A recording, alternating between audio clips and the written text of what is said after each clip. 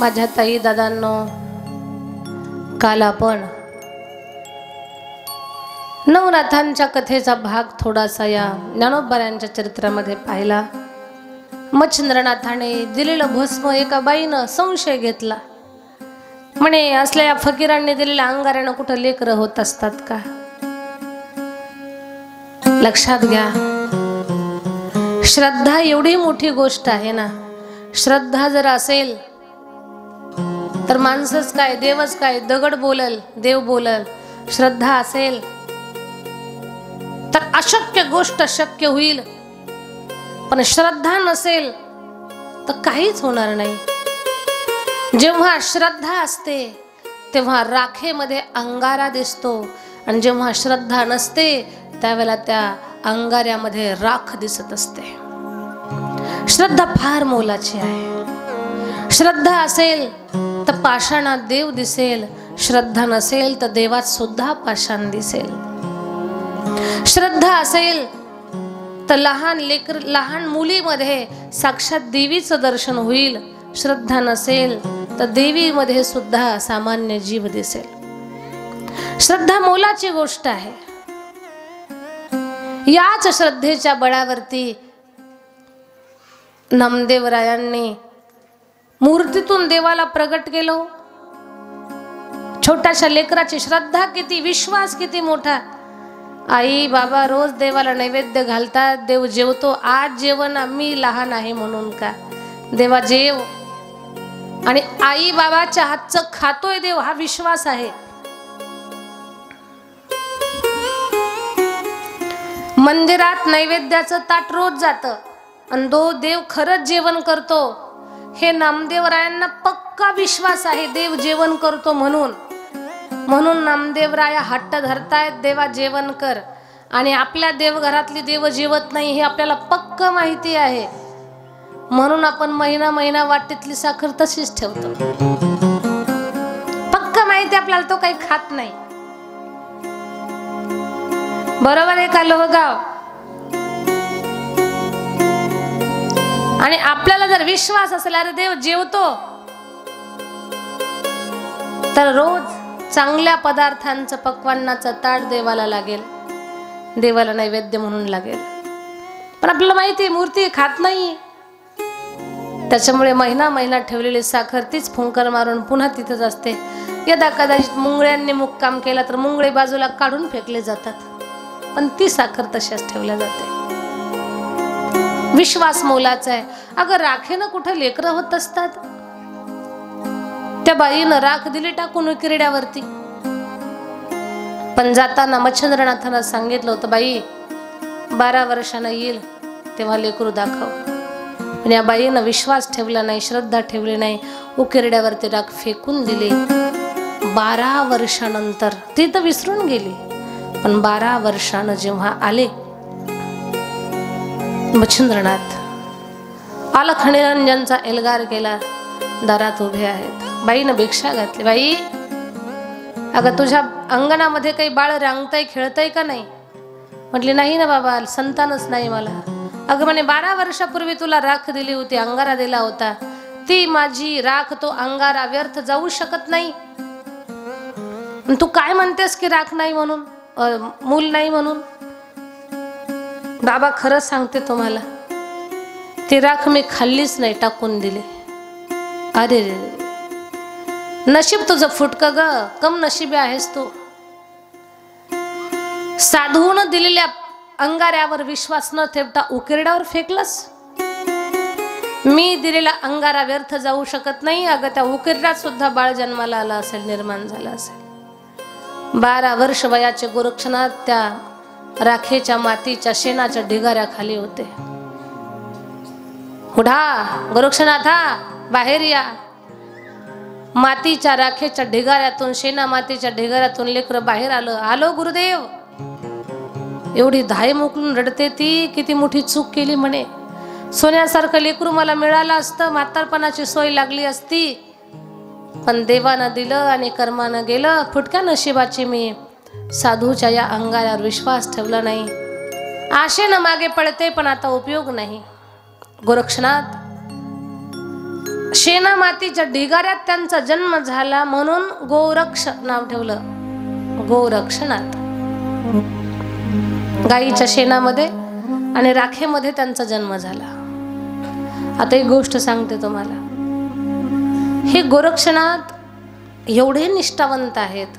गुरुभक्ती काय असते ना, हे नाथपंथीयाकडनं शिकावं गडे. आपण मध्ये मध्ये मोसम सारखे बदलतो. आपण पंढरपूरच्या वारीत गेलं की आपल्याला वाटतं वा वा वा काय वारकरी पंथ आहे, गळ्यात माळ घालतो, भाला टिळा लावतो, ज्ञानोबा तुकाराम भजन करत येतो. डबल आवाज होतोय, थोडासा डबल आवाज कोणता होतो तो कमी करा. ज्ञानोबा तुकाराम भजन करतो. पंढरपूरला पोहोचलो, पंढरीचं वैभव पाहिलं, असं वाटतंय आता गळ्यात माळ घालावी. गळ्यामध्ये माळ घालतो. पंढरपुरातून टाईट मध्ये माळ घालून गळ्याच्या कॉलरच्या बाहेर काढून माळ आपल्या सगळ्या गावाला दाखवतो. सगळ्यांना आश्चर्य वाटतं, बाप रे बाप, एवढा नास्तिक माणूस वारकरी झाला, माळकरी झाला. अरे कमाल झाली, काय परिणाम झाला. आठवडाभर कौतुक केलं. 10-5 लोकांनी चहा पाण्याला पण बोलावलं का, आणि माणूस चांगला वारकरी झाला.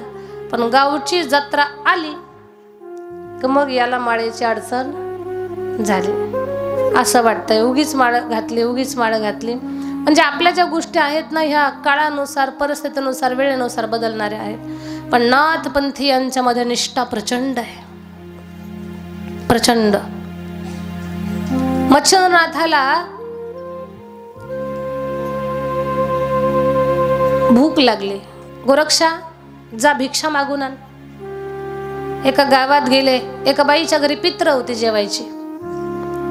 गोरक्षनाथ म्हटले, मा भिक्षांदी, ही आई भिक्षा घाल.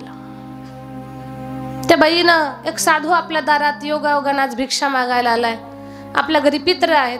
खूप चांगली गोष्ट आहे की पितरांना पण जीव घालतोय, दारात आलेल्या याचकाला पण भिक्षा घालतोय.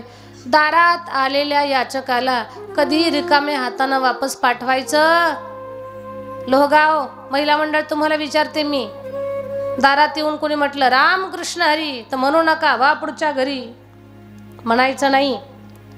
खूप काही नाही, तुम्हाला जे शक्य असेल थोडं बहुत देणं ते द्या. कुणालाही वापस पाठवायचं नाही. ते जाताना एकटं जात नाही, आपलं पुण्य घेऊन जात असतं. म्हणून रिकाम्या हातानं पाठवायचं नाही. दारात भिक्षुक उभा आहे. त्या बाईनं आपल्या पितरांना जीव घालण्यासाठी खीर, वडी, बरेच पदार्थ केले होते. कढी केली होती, भजे केले होते, कुरडई केले होते, अनेक प्रकारच्या भाज्या होत्या. थोडं थोडं थोडं थोडं सगळं सगळं सगळं जेवणाची सामुग्री दिली. 4-2 वड्या होत्या आळूच्या, त्या वड्या पण केल्या. पण बाई फार सुगरण होती, त्या स्वयंपाकाचा सुगंध सुटलेला होता. दिली सामुग्री दिली जेवणाची.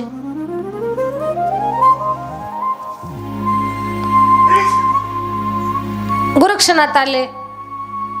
अगोदर गुरुला जेव घातलं. गोरक्षनाथ म्हणतात, गुरुजी तुम्ही जेवण करा. मच्छिंद्रनाथ म्हणतात, गोरक्ष तू पण जेव माझ्यासोबत. नाही गुरुजी, तुमचं जेवण झाल्यानंतर तुमच्या ताटातलं उचिष्ट खाईल मी, शिष्याचा धर्म. मच्छिंद्रनाथाने खाल्लं. खूप स्वादिष्ट भोजन होतं. थोडा भाग गोरक्षाला पण ठेवला. गोरक्ष खाईल.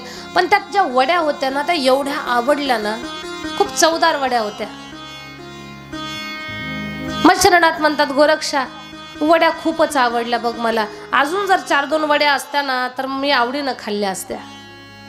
गुरुदेव वड्या आवडल्या तुम्हाला? हा बेटा मला वड्या आवडल्या. आता जातो घेऊन येतो वड्या. ज्या बाईनं वड्या दिल्या होत्या तिच्या दारात उभे राहिले. माई भिक्षां देही, आई भिक्षा घाल. बाई घर काम करता करता बाहेर आली. तिला वाटतं दुसरं कोणी साधू आला असेल. पाहिलं तर तोच. ओ महाराज, आत्ताच तुम्हाला ताट भरून जेवायला दिलं आणि लगेच पुन्हा आलात. आई आता ताट भरून नकोय, फक्त वड्या पाहिजेत. रागाला बाईला, वा रे वड्यावाला. असं फिरता मोकट गावामध्ये काम करायचं जीवावर येतं. काम धंदा करावं, हातानं कष्ट करून मग वड्या बनवून मग खावा. आमच्या घरी आज देवधर्म आहे. पितरांना जीव घालायचं, पूजा अर्चन राहिले, अजून पाहुणे जेवायचे, पित्र जेवायचे, तर तुझं भलं चाललंय. वड्या पाहिजेत. वड्या करायच्या का सोप्या आहेत का? द्यायच्या तरी काय सोप्या आहेत का? दिल्या नाही एकदा, चल जा, वडी देणार नाही. हात जोडले. ताई मला नकोय वडी, माझ्या गुरुला फार तुझ्या हातच्या वड्या आवडल्या ग आई, भाग्यवान आहेस तू, माझ्या श्रेष्ठ गुरुला तुझ्या हातची वडी आवडली, भाग्यवान आहेस, तुझ्या हाताने अजून एकदा पुण्य कर ग माऊली, माझ्या गुरुला 4-2 वड्या दे. वा रे वाचेला, गुरुचं नाव घेतो आणि गुरुच्या नावाखाली वड्या तुलाच खायला पाहिजेत. मला माहिती, गुरुच्या नावानं तू असं डांगोरा पिटवू नको, माझ्या गुरुला पाहिजे मला गुरुला पाहिजे, सांग खरं खरं तुलाच पाहिजे म्हणून. आई खरं सांगतो ग मी, माझ्या गुरुलाच पाहिजे. बर तुझ्या गुरुला पाहिजे, एवढा तू गुरुचा भक्त, एवढा तू निष्ठावंत शिष्य, ठीक आहे, पाहते तुझी पण परीक्षा, तुझ्या गुरुला वड्या देते, पण त्या बदल्यात डोळा काढून देशील का तुझा डोळा? हो आई देईल ना मी. हसायला लागली बाई. वा रे वाचेला, याला म्हणतात वाक्चातुर्य. नाही म्हणत नाही, काय बनवलं याला, काय शिकवलं याला. डोळा देईल म्हणतो का तर हा म्हणतो रे डोळा द्यायचा एवढा सोपा आहे आई, माझ्यासाठी अवघड नाही आई, मी डोळा पण देतो. आणि माझ्या ताईनं खरंच बुबळात बोट घातलं, डोळा काढला ना बाई, एवढी घाबरली, तिला काय बोलावं सुचना, तत मम करायला लागली, भयभीत झाली, गोंधळून गेली. डोळा काढला, रक्तबंबाळ, किंकळी ठोकली तिनं. घरात गेली, होत्या नव्हत्या तेवढ्या सगळ्याच वड्या आणल्या, देऊन टाकल्या. म्हणे बाबा हे घेऊन जा, तुझा डोळा घेऊन जा, वड्या घेऊन जा, काहीच नको म्हणे. घाबरली बाई. गोरक्षनाथाचा एक हात डोळ्याला, झोळीमध्ये वड्या. आले गुरुकडे, गुरुजीनं पाहिले आपल्या लेकराचा डोळा नाहीये. गोरक्षा काय झालं? गुरुजी अगोदर वड्या खा, नंतर सगळं सांगतो. नाही बेटा सगळा प्रकार सांग, नेमका काय झाला? काही नाही गुरुजी, तुमच्यासाठी वड्या पाहिजे होत्या. बाई म्हटली डोळा दे तरच वड्या देईल, देऊन टाकला डोळा. खऱ्या संतांना देहाबद्दल आसक्ती नसते, देहाबद्दल ममत्व नाही. एक साधू रस्त्याने निघाले, कुत्रा त्यांचं चमड चावत होतं, पायाला पकडून ओढत होतं. लोक म्हटली महाराज हाड तरी म्हणा. महाराज बोलले कुत्ता जाने चमडा जाने. कुत्र पाहून गेल, सोडायचं का धरायचं. एवढी विरक्ताची भावना, एवढी विरक्त भावना. डोळा दिला काढून गुरुजी डोळा, किती सहज बोलतात. आपल्या शिष्याची श्रद्धा पाहिली, भाव पाहिला, आणि मग मच्छिंद्रनाथाने संजीवनी मंत्राचा प्रयोग केला. तो डोळा हातात घेतला काढलेला, संजीवनी मंत्राचा प्रयोग केला आणि पुन्हा गोरक्षाला डोळा बसवला. मच्छिंद्रनाथ महाराज की जय, गोरक्षनाथ महाराज की जय.